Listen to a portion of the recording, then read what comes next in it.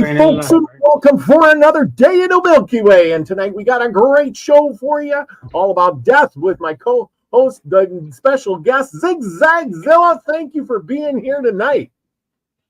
Thank you for inviting me, man. I appreciate it. Always a pleasure to be here. It is. It's really an honor to have you on because, boy, I tell you what, I enjoy our conversations. And, we always just get going on. We get talking about gardening and food. And tonight we're going to be talking about, of all things, a little bit about death, life and death. And as my little note letter said to use about, it's the changing of the seasons.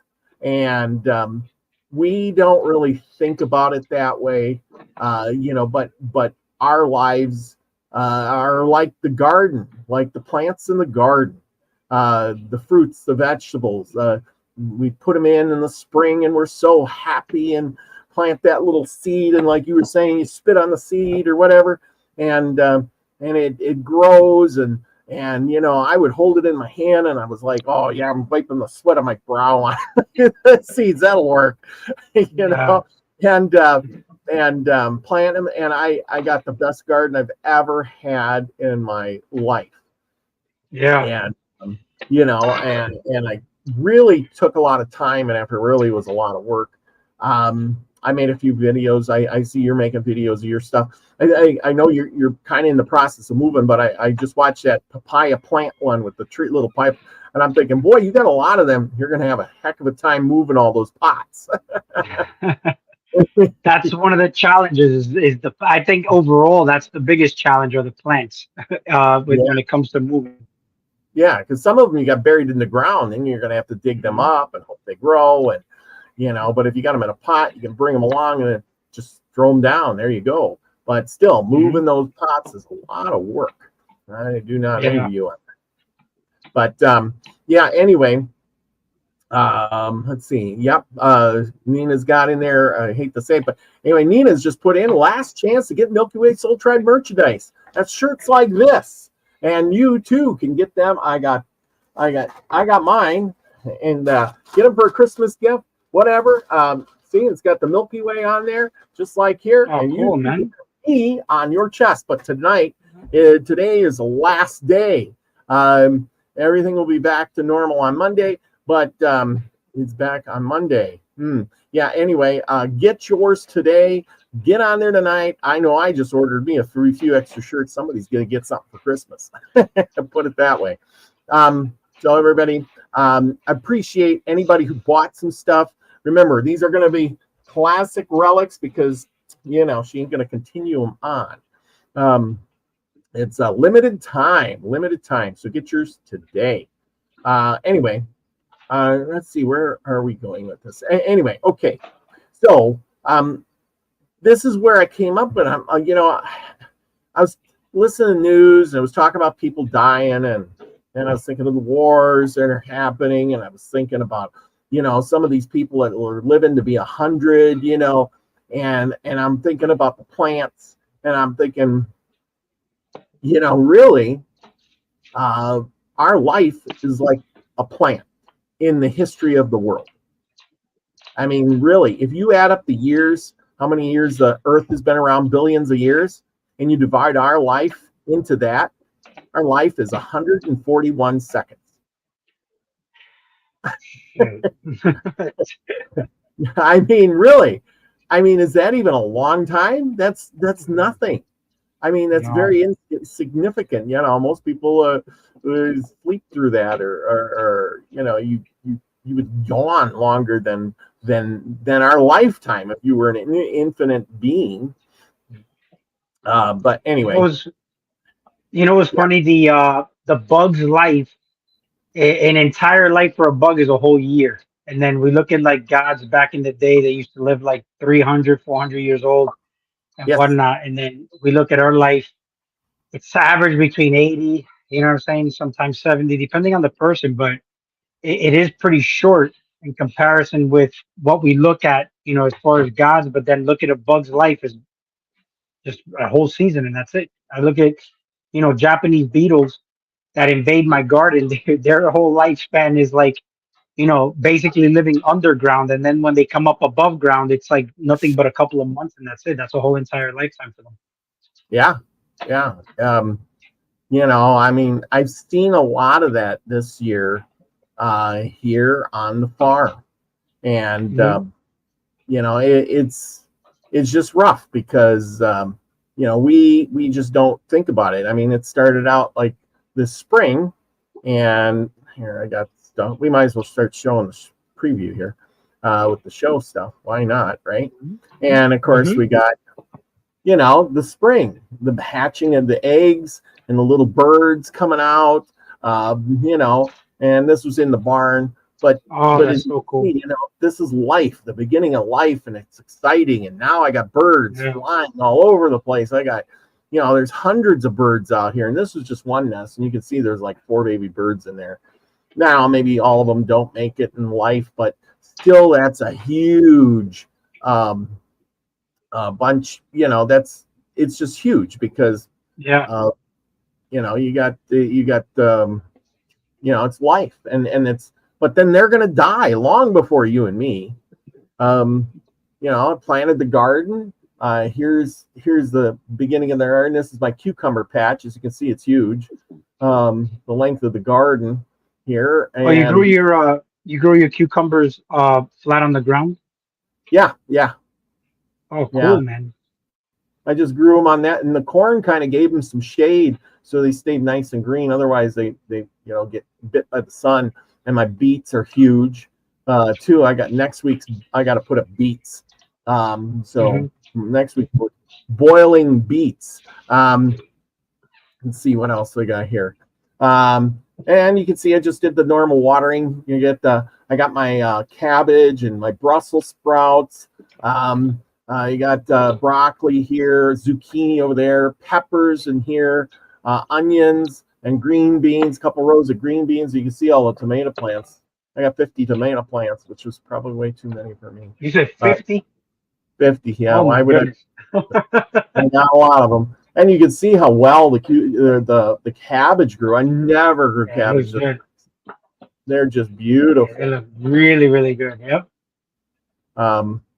Broccoli turned out real good too. Just like downtown in the store. Yeah. Big broccoli, yeah. And the cabbage rows. Like I said, this is a pretty good sized garden, and I spaced them pretty good far apart. And then getting potatoes, I got a lot of sweet potato outside too. Sweet, yeah, you can grow sweet potatoes. I don't think I can grow sweet potatoes here. It's just not hot enough. You gotta have a lot of warmth. A lot of sweet potatoes. A lot of hot weather, yeah. Yeah. I get a lot of the deer that comes and want to eat the leaves out of the sweet potato vines, though. So I had to move them because, I got a lot of deer that want to eat the leaves. I don't know. They love the leaves out of the sweet potatoes. Nice. Yeah, I wish I could grow sweet potato. I really like sweet potatoes, but I love sweet potatoes. Yeah. Zucchini grew real well. Yeah. Good. Perfect zucchini. I've been eating the heck out of that. Zucchini bread, and I gave a bunch away, and ate some. I've been eating as much as I can. Cucumbers are producing like crazy. The more you pick those, the faster they grow, and then after a rainfall, I mean, they just keep growing. They grow really quickly. Those cucumbers, I love them though. Very good producers. Yeah. I plant cucumbers, and then I pick them, make a cucumber salad out of them. I picked out out of my garden maybe about 9 of these today. Oh, wow. There you go. Yeah, these are cucumbers. Yeah, nice. So I'm doing pretty good. These, I like to pick them small so the seeds ain't so big.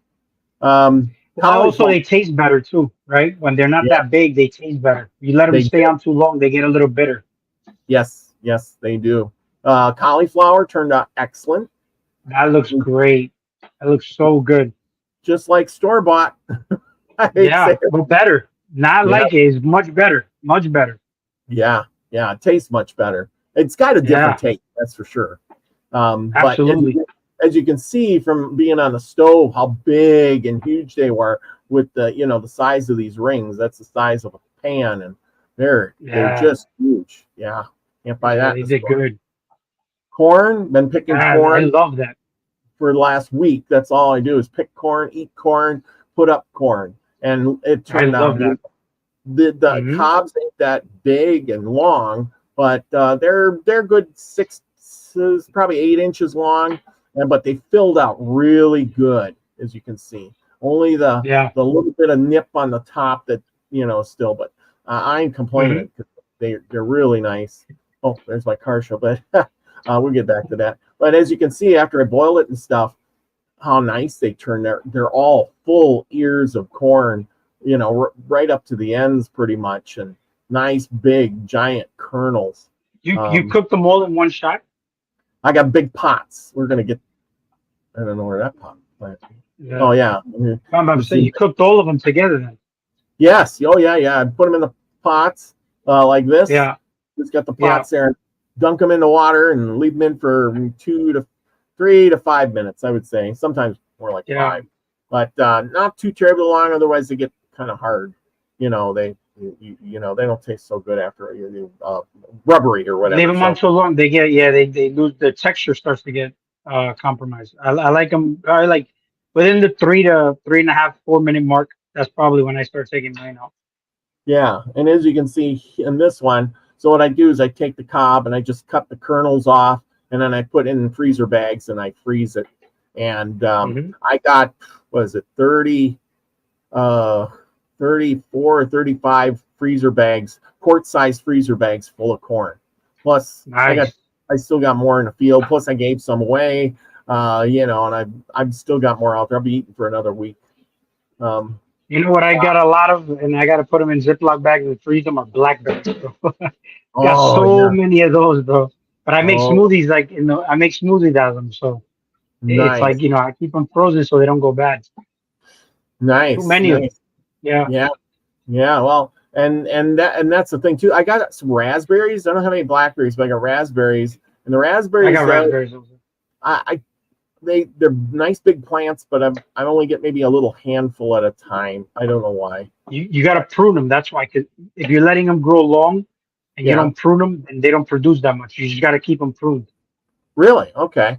Yeah. Okay, so you got to prune them. They love to be pruned. Okay.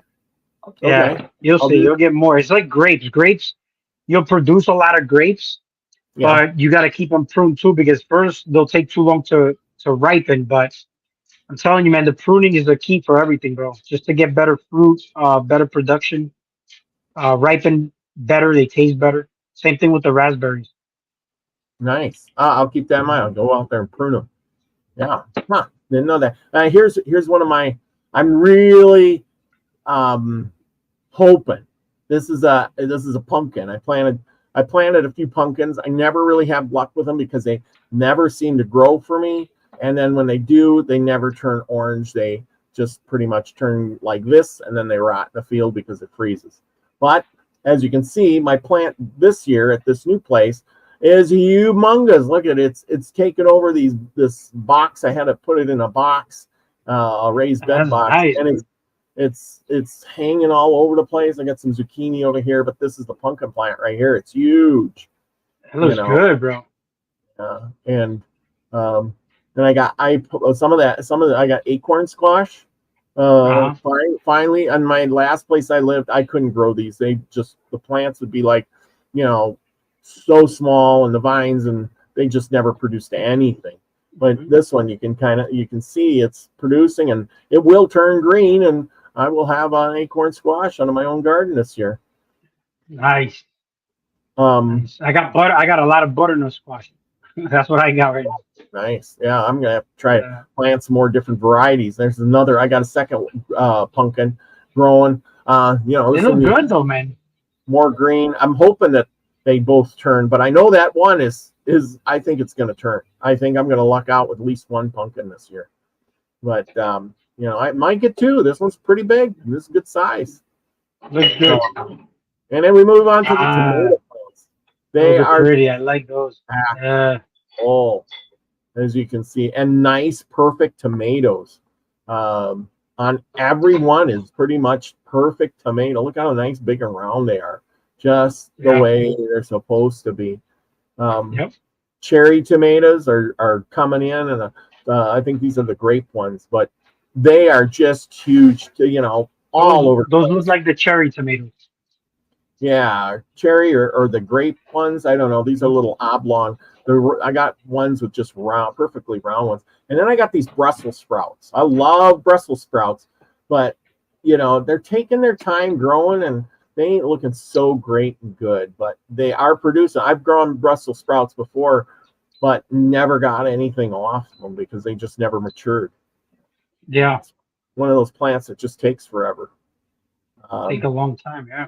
And peppers. That's nice. You'd be surprised with the peppers. My pepper plants didn't grow really big, but they're small, very small, but they're full of peppers. Look at peppers. There's like 3 of them on this one little plant, and they're only maybe 12 inches high. And they are. You did that early pruning on them, right? No, I didn't prune them at all. Am I supposed to prune the peppers? Really? Yeah, they produce so much. Let me show you something. Actually, I got them over here. I got see these. I got jalapenos from the plants, and then these right here are ghost peppers. So these are ghost peppers. So we've been cooking with those, and then these are the jalapenos. Can you see them on the camera? Yeah. Cool. Are you on there? Yeah, we lost them. Yes. I just enlarged your picture. That's all. Yeah. Can you see them? So these right here are the jalapenos, and then these are the ghost peppers, and I've got the bell peppers also. And man, they produced a lot. Like I'm talking about bags of these.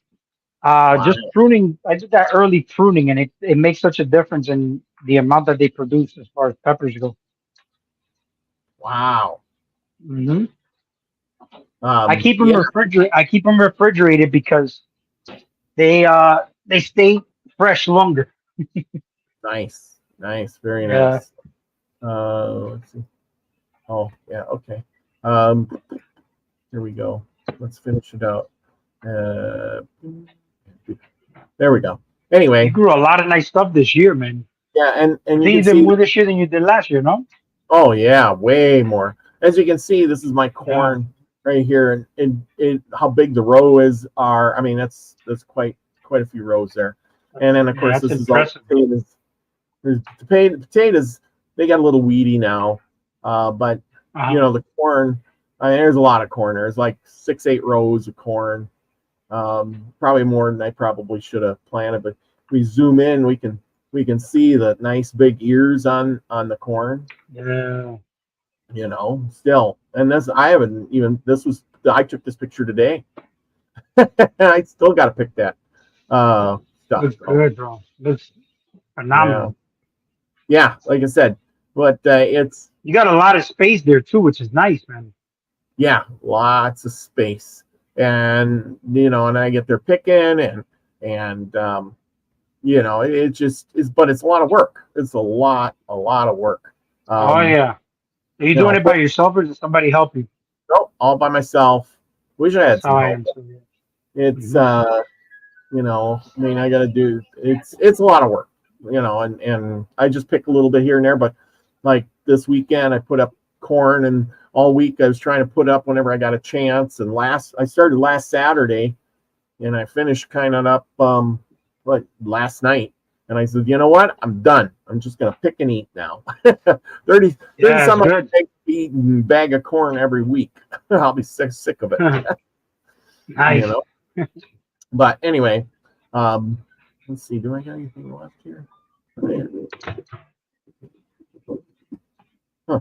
Wonder what that was. Anyway, trying to find this. What do I got? Oh, I got a video for us all. Okay, so since we're talking about life and death, you know, tonight, like anything on this earth, nothing is made to last, and this is a good thing. This barn has been standing there for 100 years.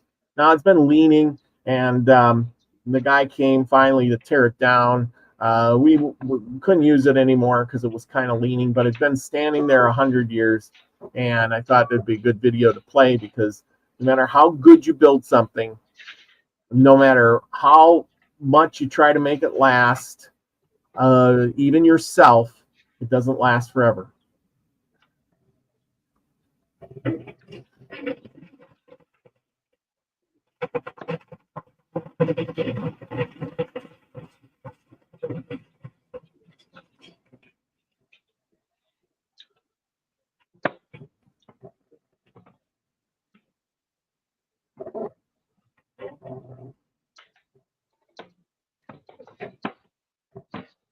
And there we go. But anyway, the idea there is that, you know, I got to thinking about my own mortality. And I got to thinking, you know, as you get older, you don't realize it.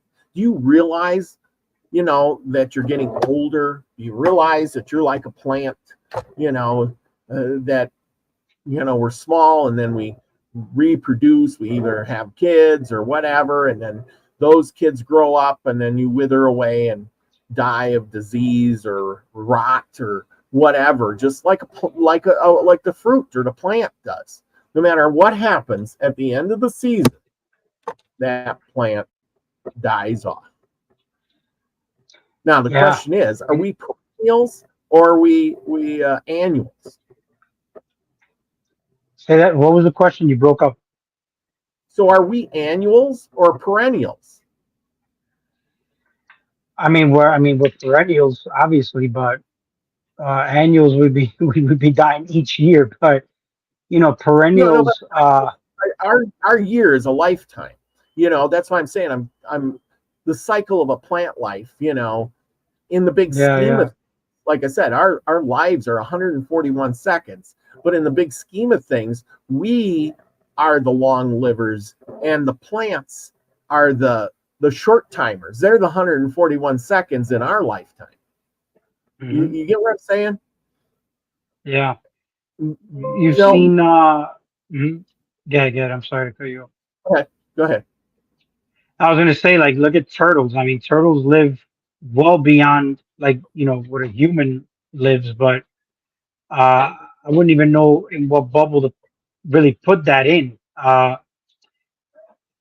You know, to be honest with you, I haven't really thought about the, you know, withering away and haven't put much thought to that. You know what I'm saying? But it is thought provoking, even just the way you mentioned it, as far as, like, you know, if we're annuals or perennials, because I don't know. I could say also, you know, as far as perspective, like I said, a bug's life is a whole lifetime is, you know, but a couple of months, a few months, you know, and then, you know, we say we live a certain amount of time and we categorize the plants as annuals or perennials, but you know, what is that to a bug, you know, if they have the awareness to put that in a perspective, you know? Well, yeah. I haven't really thought about that though.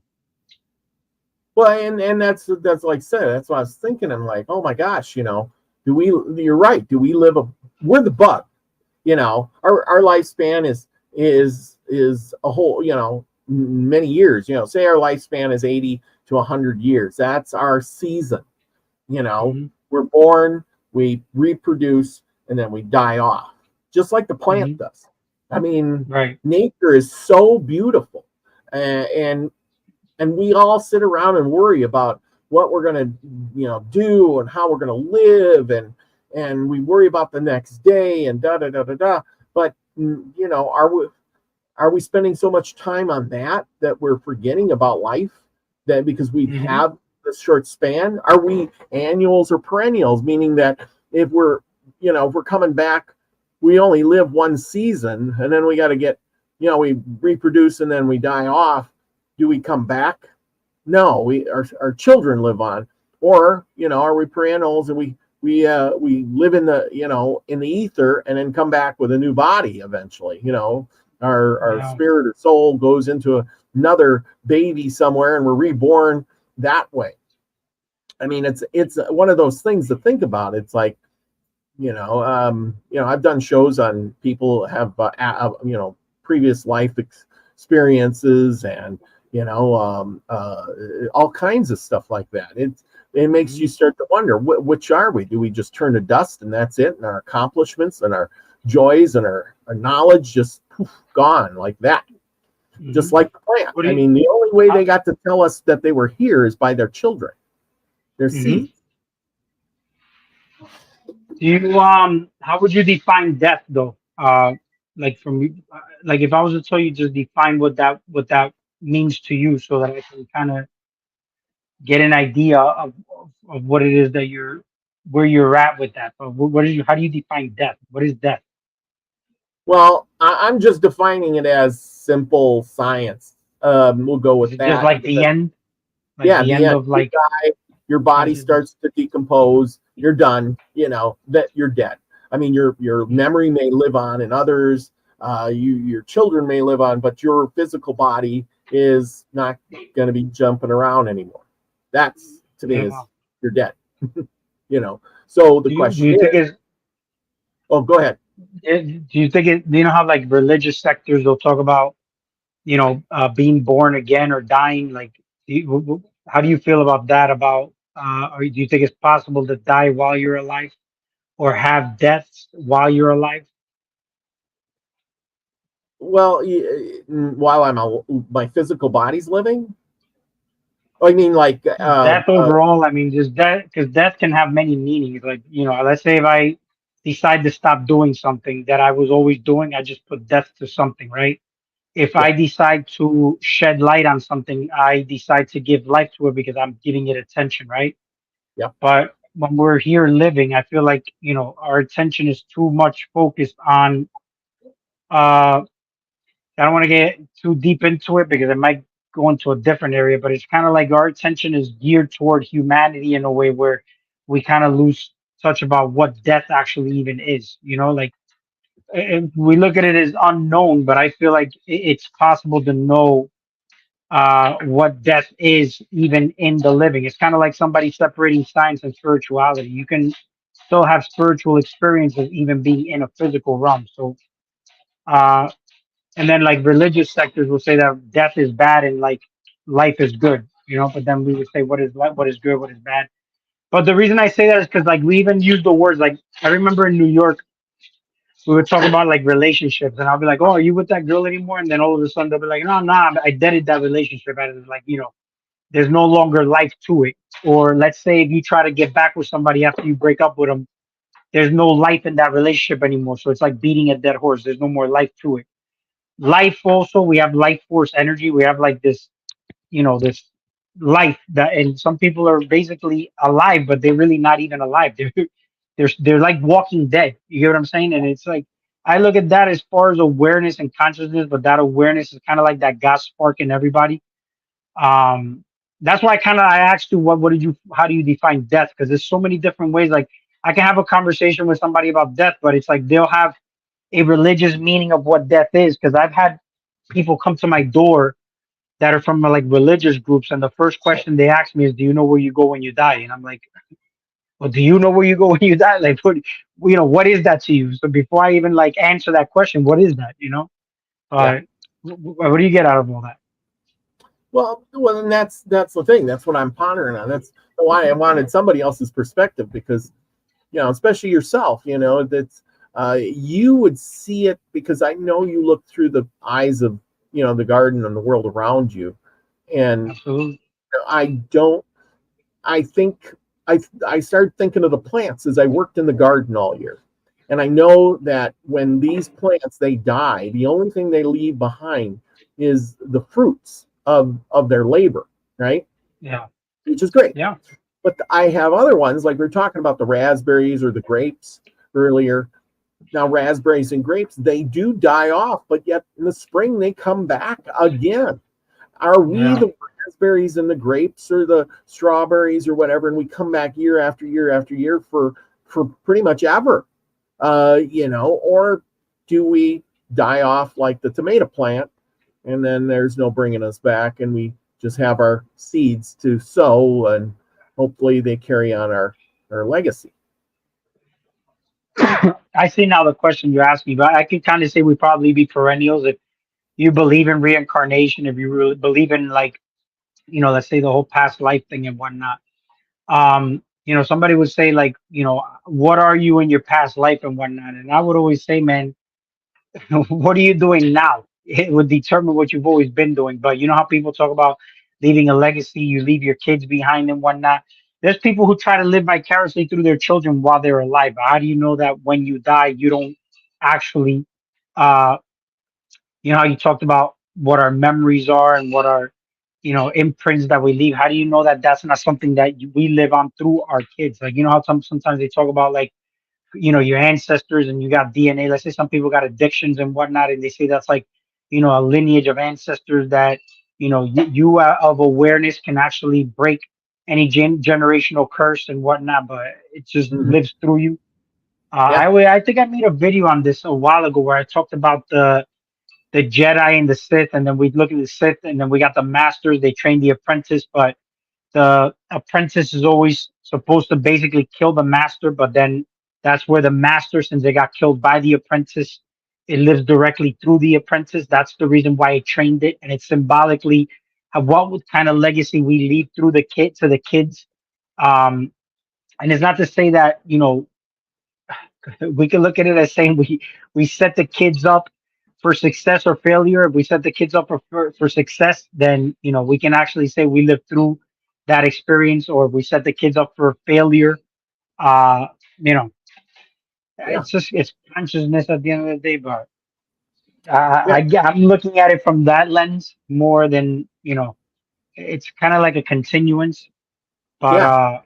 I don't look at it as an end to anything. Your body ends, but you don't end. You're not really the body. Hmm. Well, and that's what I've been thinking of is living. Here I'm in the cycle. After when I move on, is that's the end, or am I like the grape plant? That comes back in another body, over and over. And I would tend to think I'd be the grape plant that would come back every year, or the raspberry, or because it wouldn't make any sense, with all our knowledge and the way we see things, kind of to not come back. Because like a plant, once the plant, certain plants die, like I said, the tomato, the cucumber, once the frost freezes, they die off and during the winter, and they just never come back. They're only their seeds do, and they Yeah. remove. So So what about the people that say they don't want to come back to this life? They want to evolve beyond like humanity. Then what do you think? How do you think that works out with those people that actually say they that don't want to be in this experience anymore? that is a very interesting question, because I wonder that too. I imagine you have free will and free choice here.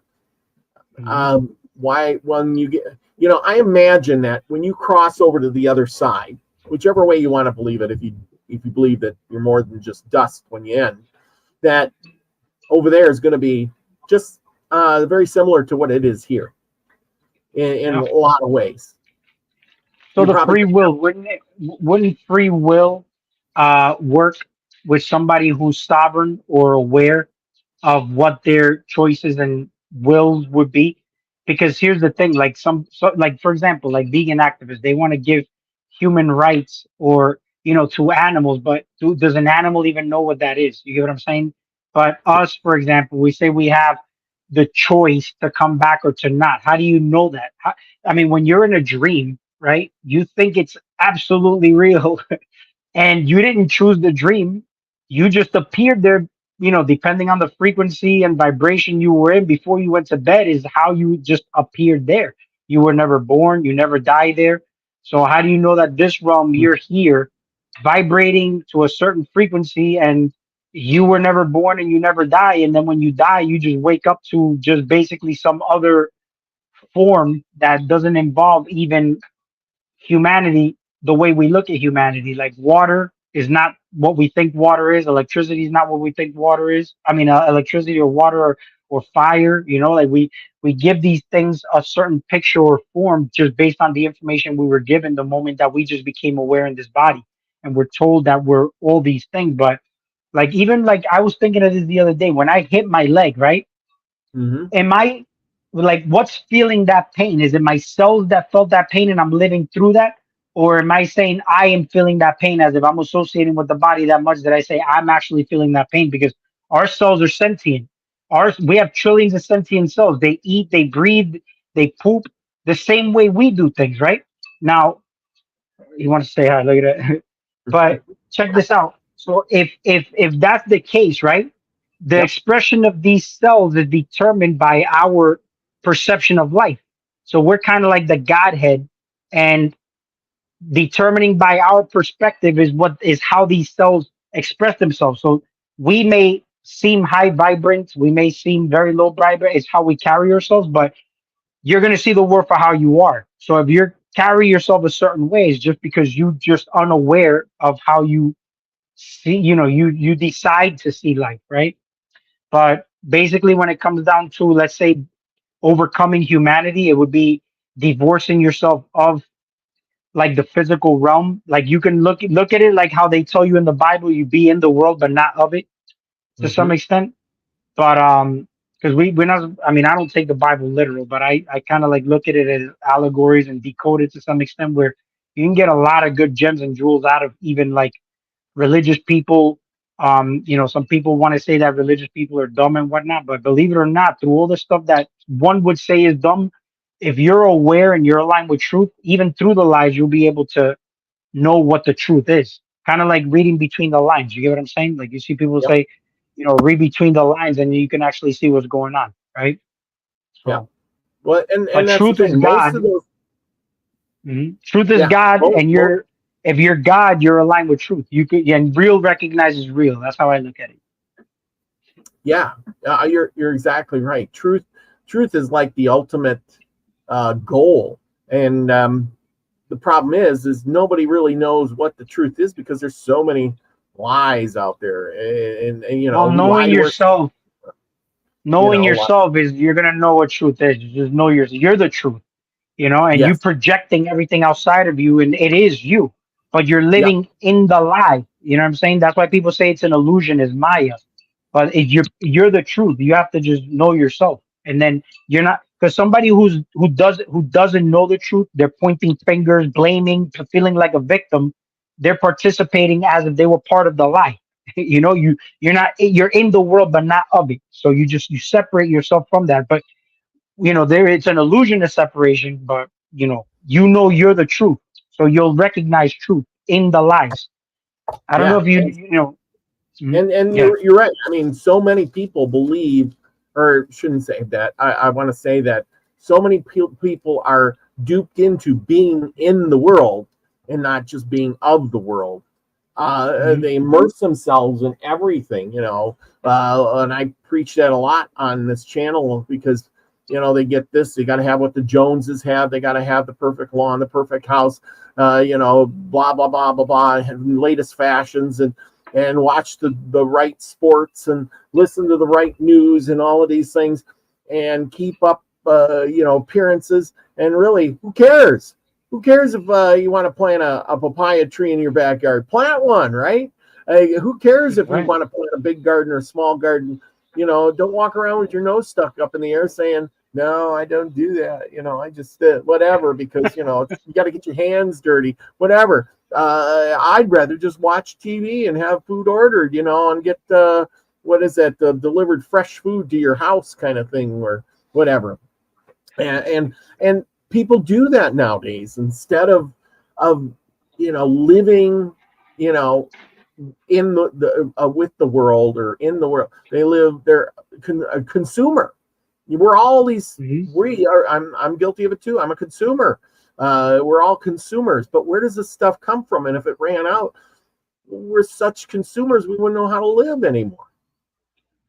Hey, let me ask you a question. Yeah. How do you think that you'd be experiencing more of the world that you would want to see? So I know you say like be the frequency you want to receive, right? Yeah. What is the perfect frequency that you want to be in because that's the frequency you would want to receive? Well, I want to project a frequency and be the frequency that lives in harmony with the world. even though I think it's almost impossible nowadays. But I'm going to do my best of my ability to do that. So I don't want to pick sides, and I don't want to fight with anybody. I don't want to. I want to live in harmony with nature. Like, I don't want to eat the garbage foods, and I don't want to let myself be consumed by the world's problems. I want to be aware of them, but I don't want to consume myself in that and then project that, because you do. When you consume stuff, you project it on others. Just like when you consume food, your body projects what you ate. You know what I mean? Yeah. You've told me that plenty of times, and I live by that rule now, where whatever you're consuming is what you are, and it is really true. If you're eating macaroni and cheese every day, I have a buddy who does that, and he's probably listening. Sorry.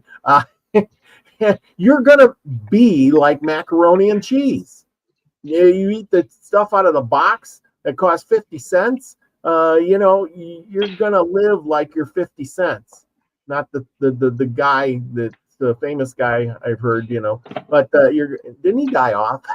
But anyway, the point is that you're gonna live like 50 cents. But if you eat healthy and good, and it'll cost you a little more, you're gonna feel like that nice red tomato like this. You're gonna feel like this. You're gonna eat that strawberry and feel good, and you're gonna eat the corn on the cob and feel good like the corn on the cob, right? Well, you know what it is, like food is information. So you said consume what you consume, you are, right? And if you look at it, right, your body's going to consume these things. You consume information. So the information that you consume, because you consume information basically just even through other people, but it's your body's made of viruses.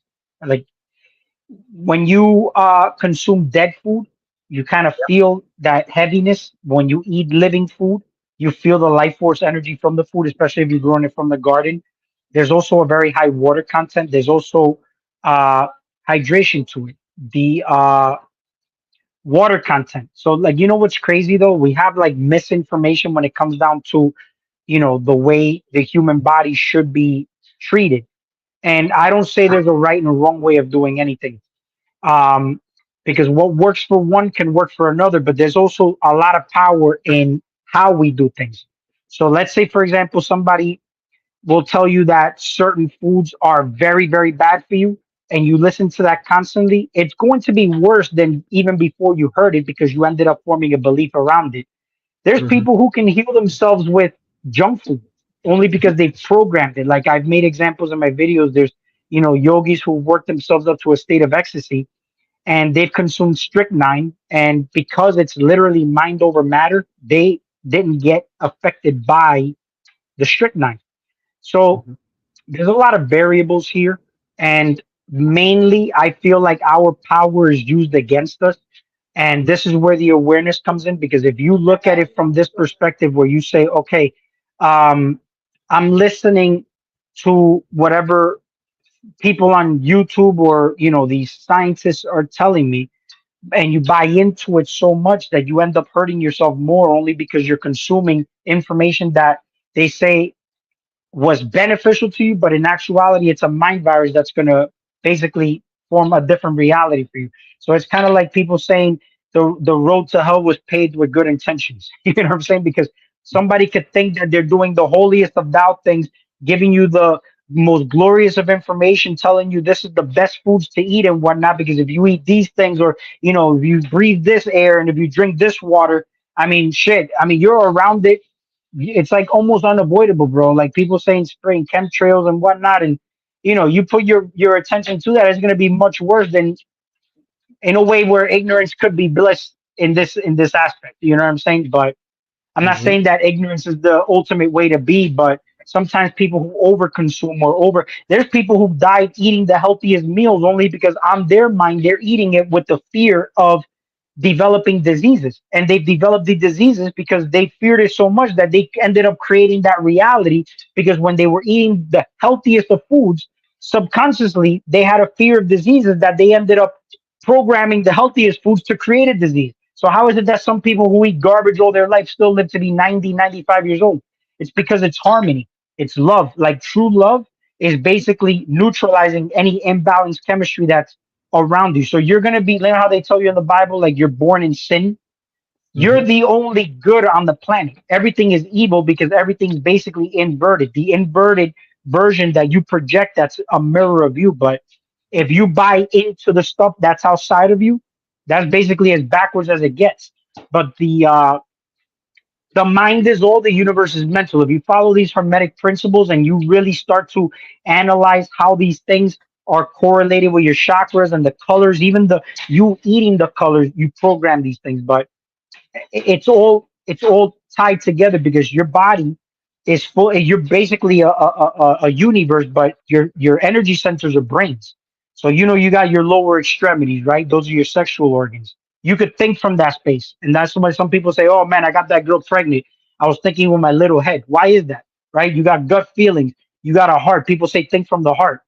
But then if let's say you're bringing that energy from the lower extremities and it comes up to the heart and it passes the gateway of the heart from an imbalanced state, whatever you start to speak or create with the word, right? You're basically, that's why people say that guy's talking out of his ass, or the guy's talking too much of intellect. They're living up here, but they're not really aware of what's going on in the lower portions, or the abyss, let's say. But when you have all these things, like all your chakras well balanced, all your organs are on proper frequency, because that's why they call organs, then you're like a universe. You're one well-oiled machine where you give off one beautiful song. Universe. You're a beautiful frequency. You're a vibrant individual. But diseases only happen through disharmony and corrupt information. You just have to take in the nutrients and poop out the waste. So you don't form belief systems, because it's no different than the body not being able to take a shit. Your cells hold on to this stuff. That's why cancerous cells form, because there's no movement. Everything has to flow and move. Don't hold on to anything. Don't hold on to humanity. Don't hold on to beliefs. Live in the now. What happened in the past, you know, determines what you're doing now, obviously, but what you're doing now determines what happens in the future. So there's never really anything happening but now. So Yeah. I Yeah. know I went long winded with that, but yeah, bro. No, that's a great answer. Yeah, it really makes a lot of sense. Satirian Son wants to know, are you a vegetarian? No. Um, I don't follow any diet. You see, the whole thing with eating meats, again, it goes down to a religious mindset where if you're going to say, oh, I'm going to be more spiritual if I stop eating meat. I don't eat as much meat as the average American does. I'll tell you that much. Like, there's people who eat bacon for breakfast, then they'll eat a ham and cheese sandwich for lunch, and then they'll eat chicken or fish or steak for dinner. You know what I'm saying? Like, so much protein. This is what I was going to get to before, because that's a pretty good question. I appreciate that question. But you notice when you're a child, you're in the womb of your mom, as before you're born, you're all water. And when you come out, your body is actually more fluid and more water than an adult. That's why kids, you don't notice that they're so flexible, malleable. They're even more open-minded. They're more water. They're more fluid, right? They don't have this ego or this rigidity to them. They're not closed-minded either. They're basically open to receiving. That's all they do. But you Mhm. notice how we acclimate them to solid foods. Why? Because they're growing. So we're introducing the building blocks to them. But do you notice that when you hit your prime and you start getting older, you should be going back to the way you were eating when you were a baby, basically eating more liquid foods, because this is the whole thing. This is why old people are so stiff, so rigid, and especially closed-minded. They tell you can't teach an old dog new tricks for that reason, is because you're just closed-minded. It's not that you're stupid. It's just that you got this thing called cognitive dissonance. And if you were more open, I mean, you're not gonna really learn anything because you know everything. If you know the truth, is because you're aligned with truth. You're just going to be basically recognizing truth, and you're going to be knowing something you already know. You know what I'm saying? That's why I never like to tell people I'm a teacher or none of that dumb shit, because it's like I'm putting myself over somebody, and we're all basically in our experience. But when you start to think you're learning something, you're only resonating with what you're listening to because you're in that frequency. But you get to a level where when you align with truth, you're going to hear somebody and it's going to resonate with you, and you're going to be recognizing that truth, because you are truth. Like I said, real recognizes real. But the frequency I would like to receive, this is why I do a lot of shadow work, and it's very hard for me because I like to project an image, and I like to be seen a certain way, and I like to be I present myself with a certain character because this is the way I want to be seen. But it also closes me off to being a little bit more vulnerable to receiving people with more authenticity and honesty. And I noticed this. You get what I'm saying? So this way, I've said, if the more honest and open I am, without fear of what people will think of me, then this is the frequency I would want to receive back. Clarity. I can't stand when people beat around the bush and they don't tell you what they got to tell you. Or let's say if they don't like you and they don't tell you, they don't like, bitch, tell me you don't like me and that's it. Like, get it over with. Why the fuck are you like being a hypocrite? You know what I'm saying? I can't stand that shit. So that's more of what I'm practicing is honesty, authenticity, so that I get that back. And I've gotten that back. I see it works like magic.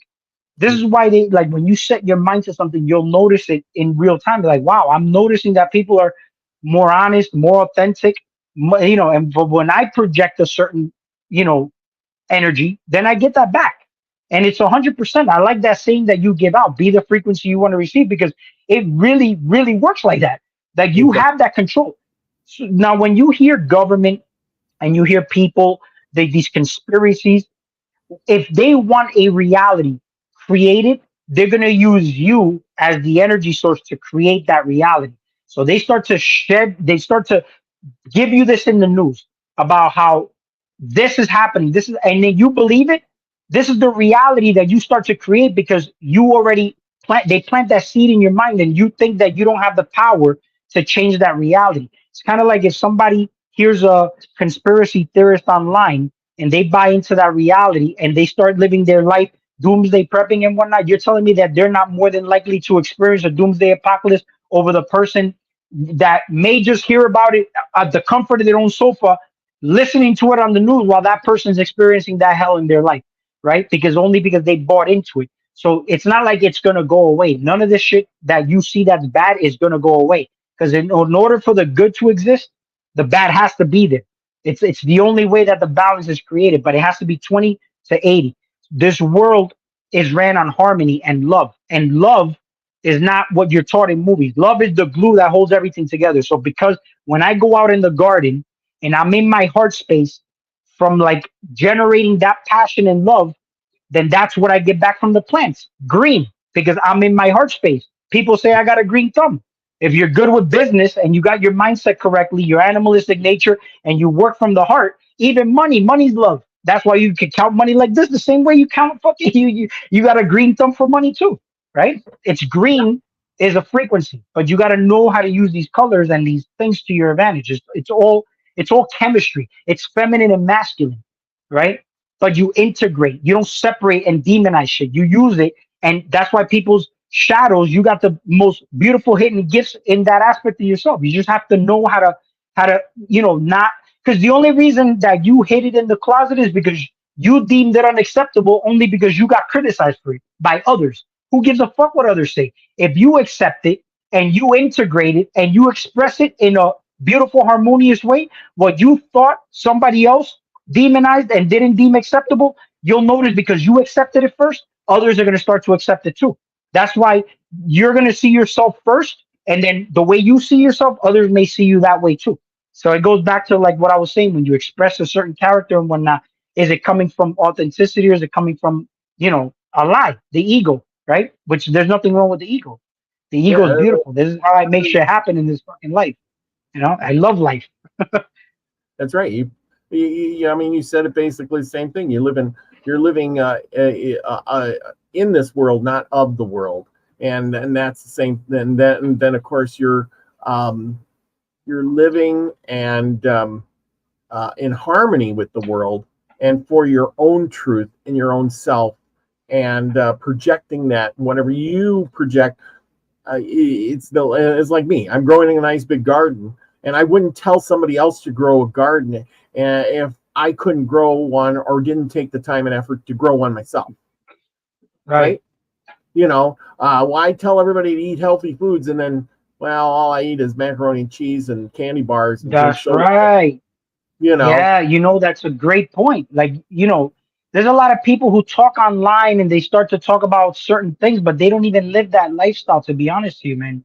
Like I had a debate with a vegan guy, but he's talking about plant-based, plant-based. I'm like, bro, how much plant do you think is in the plant-based shit that you're eating that's in boxes and processed and shit? I got connection with plants, like an authentic, genuine connection with plants. Yep. You're doing because a lot of things, see, a lot of the times a lot of people want to be part of a community. This is how religion and churches, there's people who stop going to church, and I said, well, what do you miss the most about going to church? And they say the camaraderie, the companionship, because everybody just likes that. They just like, they want to be part of something, and it's not coming from a true nature. It's like your ego fell in love with a philosophy or something, and it's like they take that toward everything. And then when you fall in love with it, then you want to push it onto others. It's like that's not even how it is, man. It's like there's, life is got all walks of life. It's the realm of infinite possibilities, infinite potential. I mean, you're not gonna turn one thing off to have another thing on. You're the thing you're trying to keep on and turn off wouldn't exist if you didn't have that shit that you're trying to turn off. Whatever movements, and that's how this realm, this whole separation is formed by all these movements. And where does it all start from? Right? Media, politics. This is where it all starts from. And then people start to say, "Oh, we're all one." What does that even mean? What does that mean to you? We're all one. We're all connected. What does that mean? What are you talking about? What is God? You're so right, because a lot of people resonate with things, but they don't want to, follow through with it. Oh, that sounds so good. Eat right, eat healthy, live long, love everybody, be in harmony with the world. But then they go out and they don't want no part of this person or that person, and they're against these people and against those people. They listen to news and they're shaking their fist and they're writing bad stuff on Facebook to other people. That is not being in fellowship and harmony. So as much as you agree with that, you're not projecting any of that stuff. There's a lot of people are like that. And I'm sorry, go ahead. I thought you were done. Oh, go ahead. No, go ahead. I just, what I was going to say was I made videos on, like, my last video, for example, was on like genderism and pronouns, like all these things that people are starting to like really push online, conservatives and liberals and feminists and masculinity and all that. I mean, dude, that's just sorry, I think fell off. It's basically just it's a copy of something that it's coming out of, the good versus evil. It's still all coming out of religion. You get what I'm saying? Because the fact that you don't see eye to eye with one way, I hold a lot of conservative values, but then I also hold liberal values. So then I'm having a conversation with somebody and I will tell them, let's say I decide to tell them I'm liberal, right? But then I give them my points of view and they're like, well, you can't be there because you got a lot of conservative values. And I'm like, well, yeah, that's the whole point. People hold one side and then they religify it, and they'll even go against what the values of what they actually stand for are, just to stay part of that conservative or liberal side that they decided to polarize to, when it's not even about that. You're looking at things one dimensionally, but if you look at both sides of the spectrum, it's kind of like me saying, yeah, there's pros to being vegan, but there's also pros to like not being vegan. You get what I'm saying? It's like, but you hold on to one side only because it's making you money, or your ego fell in love with that philosophy, or it's like something that you just decided to polarize to, and then you're just closed-minded to whatever anything else, the possibilities of anything else are. But I feel like this is where people get stuck, is just basically being stuck in one side. I don't know, maybe that's why my name is Zig Zag, because I've held that name because I was one time called Mr. Intensity. I have a lot of like this crazy energy, but I've always found myself moving in like a zigzag pattern when it comes to of anything. I hate polarizing to one thing because I feel like I'm in prison. I feel like it's just weird. And like when they told me in religion, oh, don't get into astrology. Oh, don't learn about the devil because you'll end up when you learn about the devil, they, kind of like what we talk about, you are what you consume. you start to become evil when you do that. But it's like, and then I never resonated with that because I'm like, well, how the hell am I in this position of saying I'm good, but I know nothing of the opposite side of what they call bad? You get what I'm saying? Like, or what they would consider what is bad. Like, Yeah. what is it? You know, because I've always been more on the side of like, you know, if I got one thing, it has to be here because this is why it's here. I've always been into comic books, and I've always followed like the stronger the hero, the stronger the villain. The stronger the villain, the stronger the hero. How could you have a story or a reality that you call humanity if you don't have polarities? You know, this you got to understand both sides though. If I go in an MMA fight and I'm fighting somebody, I'm gonna study my opponent. That's like saying don't look into what that guy's doing. I'm like, but what if our realm is they're telling you that, you know, it's not our battle is not a flesh and blood, is a spiritual battle. All right, well, wouldn't I want to know what the fuck is I'm up against? If somebody says you got negative entities or negative this, wouldn't I need to know what the fuck those things are about? Or maybe I'm in that space unconsciously, and if I was aware of it, then I would know how to integrate that so that it's not tormenting me, rather because I'm in a state of fear. Because it's just like animals. I look at my cats. The cat that gets picked on the most is the most fearful one. You get what I'm saying? And people live in fear. They walk around in fear, anxious, stressed out, and these are the people that get attacked the most. You know, they say I'm uh, a gang stalker. I'm this, I'm that.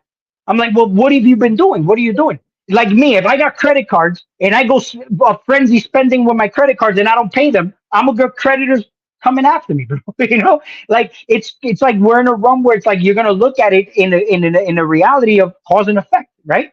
What am I doing? You know, what's in me? Why is this happening to me? Is it happening for me or is it happening to me? Is like ask those questions and you'll start to see that synchronistically answers start coming to you. But yeah, go ahead. I don't know if I didn't know if I cut you over. No. But you're totally right. You know, my train of thought on that too is that you have to like watching the news. You have, well, I shouldn't say you have to, but you should watch some of the news so you are not totally blind to the world around you.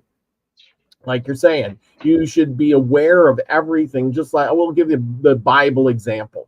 Everybody knows what the Bible is, but there's the Satanist Bible. That's their playbook. Then you got the Bible playbook. If you don't read the other guy's playbook, they put it out there. How are you going to know what side you're on? You see what I mean? And how do you know what the other guy's doing? It's like you're playing a game, and the other guy says, "I got all our plans right here. These are all the plays we're going to make." You know, I'm not much of a sports guy, but you make a plan of what you're going to do. If the opponent over there has the same plan, and you're going to try to look at his plans. If you're going to war, that's what the wars are all about. Let's get their plans so we know what they're going to do, so we can counteract. You know what I mean? You don't just jump in and so you want to look at the world around. You want to be aware of everything. You want to read their plans, especially when they put them out there. That's what made people like Alex Jones so famous. Is he just went and read the plans, and then he knows what to talk about on air. And then 20 years later, it all starts coming true. Why? He says, I ain't no soothsayer. I just read what they wrote. They wrote all these books. I read them. There you go. Yeah, but he's gotten a lot of scrutiny, but it's because of he's too chaotic. You know what I'm saying? And what he puts out. Yeah, the whole thing is you got to have some type of order and structure to what you're putting out. He's just fucking like yelling shit out. And when you look at social media, the internet, you got this cancel culture that's now trying to exercise like, freedom of speech to try to, prevent people from like speaking their mind. When in actuality, man, I look at the internet is nothing but, it's like feminine energy, bro. You know what I'm saying? It's like, the negative side of the force.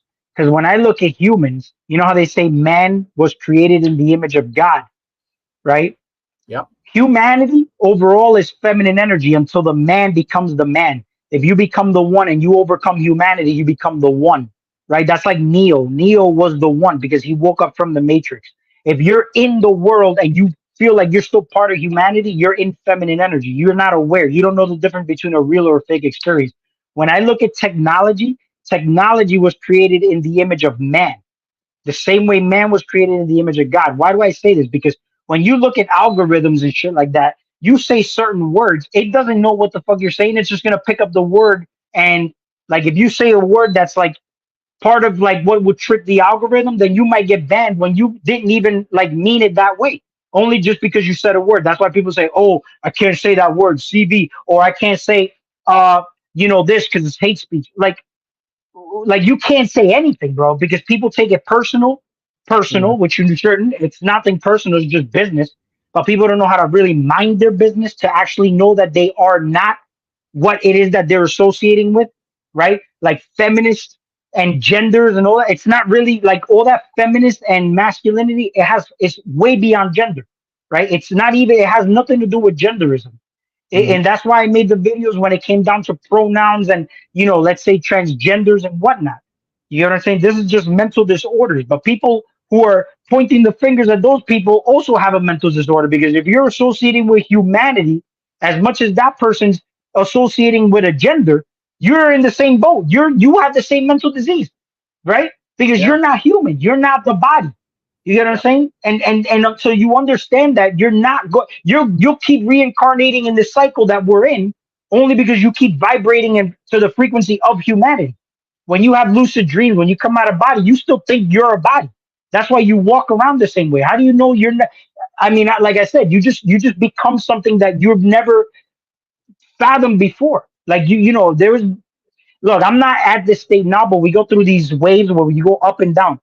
There was a point where I was at such spiritual heights where I didn't eat any meat. I was literally almost like a monk for like 2 years. I started seeing entities. I felt like when I woke up, before I woke up, I was like the ocean, and I felt water hitting the water, and I was the water, and I felt the water hitting the water, but I was the water, and it's hard to explain. But I was like literally everything. I felt like I was omnipresent. And then it's like hard to tell somebody what it is, because they just associate with that one thing. But on a light level, we do this. Like if I tell you, "Hey man, can you put yourself in my shoes?" And then you tell me, and then I start to tell you a story, and then you go into a slight hypnotic state because I told you to put yourself in my shoes, and then you start to actually live my reality on a light level, and you're not even aware of it. Do you notice that? This is why it's important who you hang out with, who you talk to, because they'll start to talk shit to you. You go on light hypnosis, and then that's why they say you are who you hang out with, right? But then they'll start complaining to you. They'll start putting out the victim mode, and in actuality, that rubs off on you, because you start to put yourself in their shoes more often than not. You start to play out that character eventually. This is why, with awareness, which is basically God consciousness, this is what Christ consciousness is awareness. You know what to engage in and what not to engage in, because unaware people, whatever the system, which is basically still you, it's your ego trying to keep you from knowing yourself, is they only need your participation. That's all they need, your attention, because that's the biggest currency on the planet, is your attention. That's why social media is so big. People have lost their mind only because they didn't get a certain amount of likes or views. You get what I'm saying? But it's like in actuality, government, the media, they need your attention. And aside from your attention, you pay with interest by your participation. So it's like you pay, but you pay with interest. Participating is you partaking in that. You became a part of that now. Now you are that. You got to wear that. You're responsible for what happens next only because you took part in that, right? Cause and effect. Now, how do you divorce and separate from that? Because there's always going to be tendrils and cords that attach to you. You got to know how to do cleansing. The same way, if I garden, you got to know to wash your ass afterwards. You ain't going to go to bed with all that dirt and shit and all that debris on your body, right? So you take a shower, right? So people say, "I need protection. I need this. I need that." Well, what have you been doing? What are you doing? Are you a dirty motherfucker? Are you doing dirty shit? Are you using your energy in a dirty way that you feel like you need protection? Because subconsciously, sometimes we go into that state only because we do dirty shit, right? That's why I said, being authentic, being truthful, you won't need so much of that, because at the end of the day, even sometimes over cleaning yourself, and this is actually something that you can actually look up. When you clean yourself too much, you're actually dirtier. You're vulnerable. It's kind of like you putting an antibiotic in your body. You not only kill the bad bacteria, but you kill the good bacteria also. So sometimes you need some of that grime to protect you. It's like that bacteria is what keeps you healthy, you know.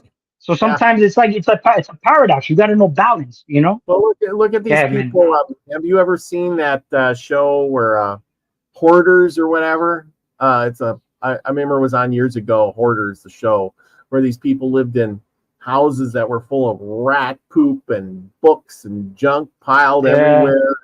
Oh my God! You know, when they went to clean it out, the people cleaning it out are wearing masks and they're wearing hazard suits, and this guy's like living in there with all the roaches and everything crawling around, and I'm like, Yeah.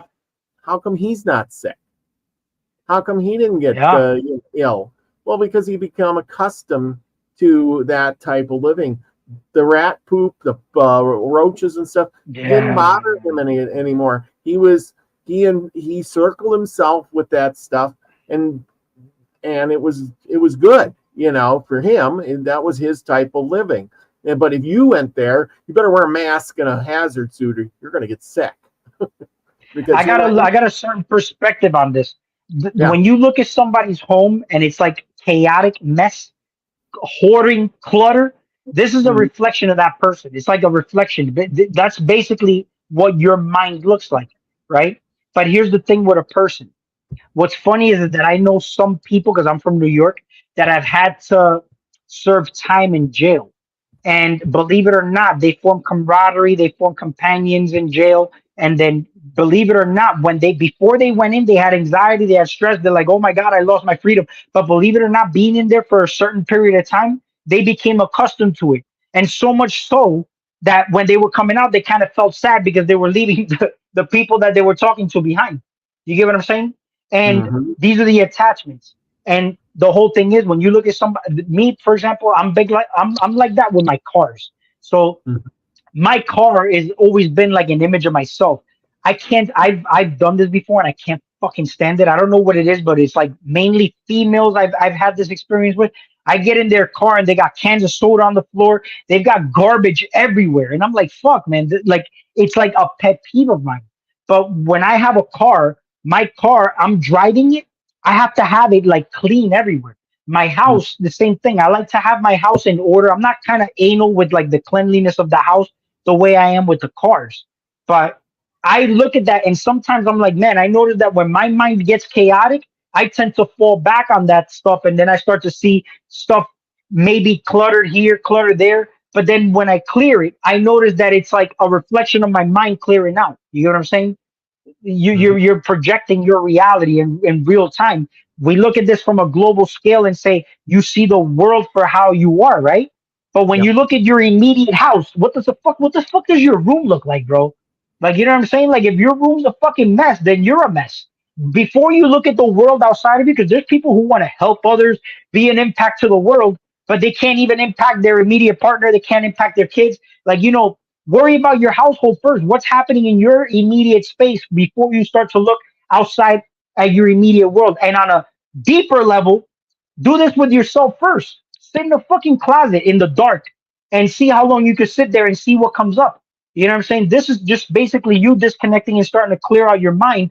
That's going to reflect outside as far as to what happens outside in your life as well, because what you're looking at is you. That's why I don't like pointing fingers.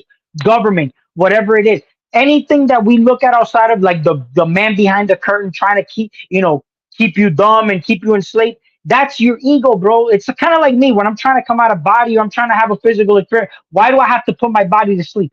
Why do I have to put the baby to bed before I can sneak out of the house and have a spiritual experience, right? It's like your body or your ego is trying to keep you alive. We look at it as a bad thing, but it actually is a good thing. That's why sometimes when you have a fever, you have mucus, diarrhea, or these violent fucking immune responses, it's your body keeping you alive, but it doesn't feel good, right?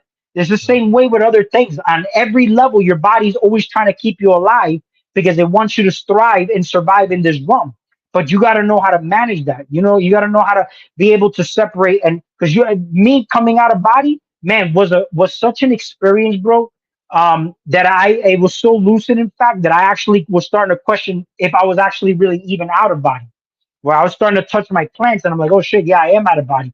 But I noticed that you have to maintain balance, because if you get too excited, you get too anxious, you start to think too much. It's like people get, oh, but what if you can't get back in your body? And I'm like, nah, bro, it's actually harder to stay out. It's very easy to get back in your body, bro. You know, you gotta actually maintain very, very like a very balanced state, because if not, you'll just pop right back in.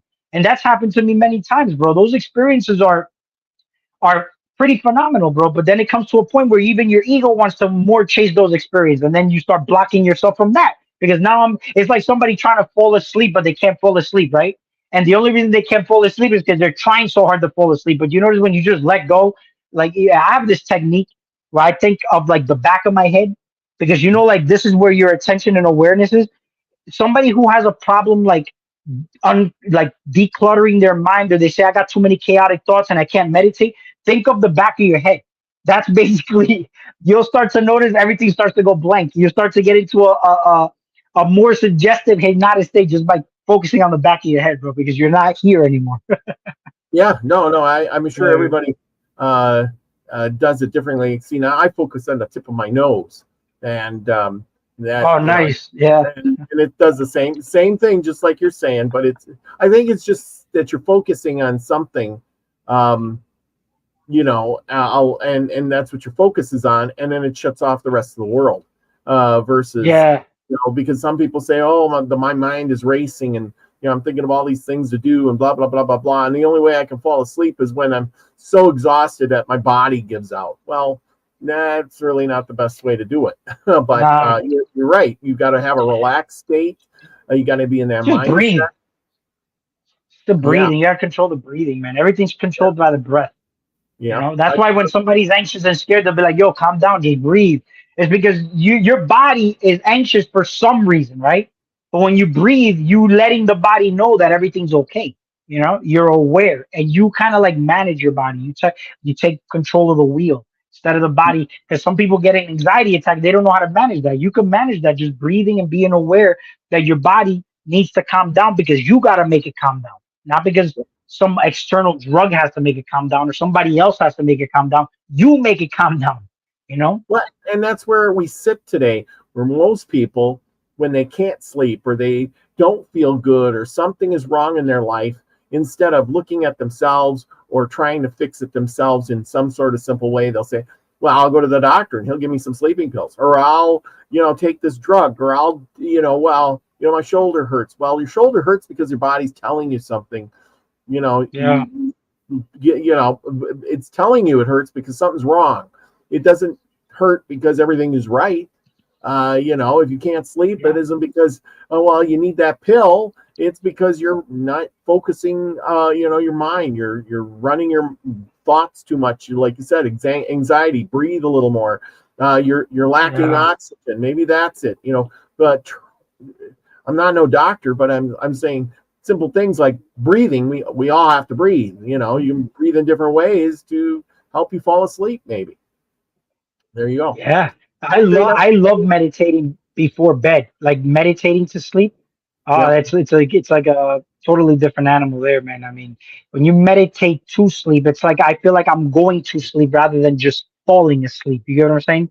So I clear my mind, I disconnect from everything, and believe it or not, man, a lot of those sleeps are a lot better than if I was to go to sleep with stuff on my mind, because your subconscious mind starts to play that out. You get what I'm saying? Yeah. And then you'll end up having dreams that keep you awake. Yes, I'll throw something else in there. I try not to eat before I go to sleep either, because I notice I sleep much better.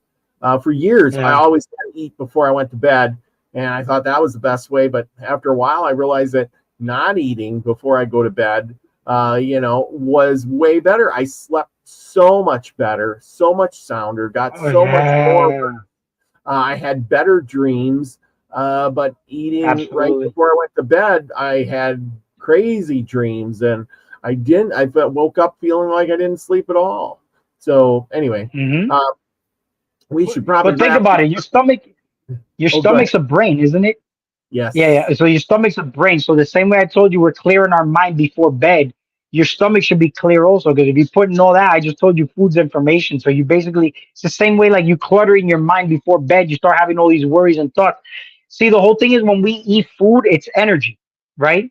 So think about it, why the whole concept of prayer even came in. We're transmuting this energy, but people are unconsciously eating. This is why I said what people are like walking dead. So they're like zombies. They're just mindlessly eating, but they're not aware of what they're eating. It's kind of like people listening to something and not realizing that you're getting programmed with the shit you're listening to if you're not aware, but you're also forming beliefs. If you are aware, you believe in it, and then you start actually corrupting your mind. You start to and it starts to create a certain emotion, and that's why neutrality is very important to some extent, because I always say when you're neutral, you can kind of direct traffic from there. You're kind of like the eye of the storm. You're in the middle of the hurricane, and when you have an emotion, you direct. If you want to be in a higher state of vibration, I could be in a lower state too. You know what I'm saying? If I'm gonna be in a lower state, whatever it may be, but you're aware at least. It's not what what you're doing, but how you're doing it. That's the most important thing. But yeah, I know you said you wanted to cut this off. I think we probably went a little bit high on the time over here, no? Yeah, we're running about an hour and a half, so we should probably wrap it up. Any last words for everybody out there for this whole thought of everything? Yeah, so I know you said the topic was death and whatnot. That's a complex topic. I've got a few videos on that also, which I've covered a lot of that topic in and of itself. But I mean, enjoy life. You know what I'm saying? Enjoy life, because Yeah. the same way that it matters before you go to sleep determines the dreamlike state that you'll have. How you live life is also very important, because that can actually have an impact as to what happens when you disconnect as well. So, uh, just enjoy life, man. I mean, you're having an experience. If you're playing a video game or whatever your perspective about life is, some people say it's a matrix, some people say it's a holographic reality, or whatever it may be, whatever your thoughts on it may be. Choose the one that empowers you. Choose the one that directs the energy back to you, because you're the one that actually empowers your reality to begin with. So just direct that traffic back to you, either way you put it. That's about it, man. I mean, thank you for listening. Thank you for tuning in. It's always a pleasure. I appreciate you inviting me on. Again, always a pleasure talking to you, bro. It's been a while since I've been here. Looking forward maybe to the next one. But yeah, man. Yep. That's my last words, bro. Well, absolutely. I really like getting together with you, and we always have a great conversation. We probably should do it more often, but yeah, this summer's been a busy one, as you can see. I spent a lot of time in the garden and doing other things. As I was showing you earlier, I got this on here. I got my I went to a car show this summer, and really, did I didn't upload. Oh yeah, I did. Oh yeah. Anyway, yeah. You went to a car show? Yeah, you were talking about reflections of your vehicle and stuff. But anyway, I love that show. You can see my car. Mine's this old Ford right here. Which one is yours? Which one is yours? The gold one right here in the front. Man, dude, I'm into that, bro. That's a muscle car. That's beautiful, bro. Yeah, it's a 74 Galaxy 500. So man, that's nice, man. Yeah, no, it's nice, and nobody come up and said, "Hey, why do you got that piece of junk here?" And nah, bro. Yeah, that's nice, I like dude. I got the big 390 in there. Man, look at dude. That's my world right there. I love that shit, bro. Yeah, thought you'd get a chuckle out of that one, but yeah, it's got a big hell old yeah, bro. 46,000 original miles on that car, man. Woo! Yeah, that's sexy, bro. Yeah, it's nice. It's a nice car. I really enjoyed going to the show, meeting a lot of nice, wonderful people. I'll be putting up some videos here pretty soon with the show. I did a few interviews while I was there, and but yeah, my car is nice. I put some new tires on it and polished her up a little bit, and down the road I went. Beautiful. I love that grill, bro. The grill is beautiful, bro. Yeah. So, like I says, it's not. I try to mix not all work. You can't have all work. You got to have a little bit of pleasure. And so I went to a car show. I went to the zoo this year. I've done a few odds and end things. So I've gotten out there and actually done stuff. So it's anyway, I just want to tell everybody, don't forget tomorrow, join me and Nina tomorrow at 6 p.m. Pacific time, be 8 p.m. Central time. Tomorrow on her channel, where we're going to be continuing the Adam and Eve story about the pole shift. And remember, everybody, don't forget to get your Milky Way collector merch today because it's going to go off sale. And like Mary Wynn says, love one. Yes, love one. Yeah, and love one. Yes, exactly. Think about it. Put it when you meditate over your food, pray over your food. I don't care what you do. Over anything you do, anything, your vehicle, so you don't get in an accident. You put those intentions in there. Use love one, right? Anyway. Yeah, and you're a magical being, so you start to live a magical lifestyle, which is great. Magical, I like that. Magical lifestyle, exactly. You don't have to because you're a magical being, but you're just a magical being, so you live a magical lifestyle. That's right. You don't have to have the wizard's hat on to be a magical being because you already are. You just see that's the thing. You get involved with the world, and then you forget about that stuff. You forget that you can go in your garden and grow beautiful giant tomatoes like this that are like literally perfect. And check out my zucchini, bro. Ooh, there you go, zucchini. That's one of them. I got a few of these, bro. Nice. I love zucchini. Yeah, I grew a bunch of them. This year. I'm piled up in the other room, and I'm like, oh, how much of them can I eat? I gotta say, making zucchini fritters or something. Did you see my video on the peaches? I grew a lot of peaches this year, man. Oh, really? No, I missed that one. I haven't got to that one yet. It's on the shorts. When you see the shorts, I will check that out. But thank you, everybody who was in the chat tonight. Trina was in the chat tonight. Thank you, Trina, for being here and answering all those questions about What's up, Trina? Wayne is on the mend, everybody, so he'll be back soon. Lady Spitfire, Maverick One, Lucky Stone, Saturnian Sun, Nina the Mystic. Don't forget to check her out and me out tomorrow night. Mary wins. Mary wins. Yes, we all love Mary wins. Mary wins. We all win. And we ain't even going to mention Wesley Curley tonight because he was kind of booted. We got Chloe was in the house. She's probably out there listening. Let's see who else is here. I'm trying to go back in time. Nope, I don't see anybody else. There's a lot of people. But anyway, if I missed you, Grandpa Brian, who went to bed early, Pearl Jones stopped in to say hi to everybody. Thank you all for being here tonight. Because you know what? It's really important, just like we talked about all night. Remember, get out there and be the frequency you want to receive, everybody. Love you all. Peace, everybody. Peace out, everybody.